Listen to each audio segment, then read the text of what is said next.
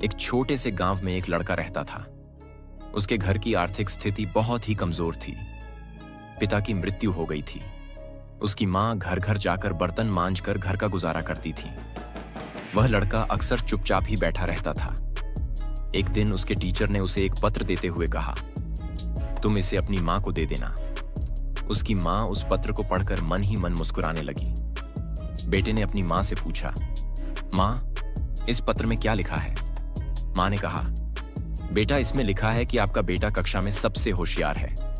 हमारे पास ऐसे अध्यापक नहीं हैं जो आपके बच्चे को पढ़ा सकें, इसलिए आप इसका एडमिशन किसी और स्कूल में करवा दीजिए। लड़का खुश हो गया और साथ ही साथ उसका कॉन्फिडेंस भी बढ़ गया। वह मन ही मन सोचने लगा कि उसके पास कुछ खास है। अगले ही दिन उसकी मां ने उसका एडमिशन दूसरे स्कूल में करवा दिया। उस लड़के ने मन लगाकर पढ़ाई की और एक दिन अपनी मेहनत के दम पर बड़ी सफलता हासिल की। वह लड़का कोई और नहीं, महान वैज्ञानिक अल्बर्ट आइंस्टीन थे। मां बूढ़ी हो चुकी थी। एक दिन अचानक ही उनकी मृत्यु हो गई। तभी अचानक उन्होंने अपनी मां की अलमारी खोली और उनके सामानों को देखने लगे। उनकी नजर एक पत्र पर पड़ी।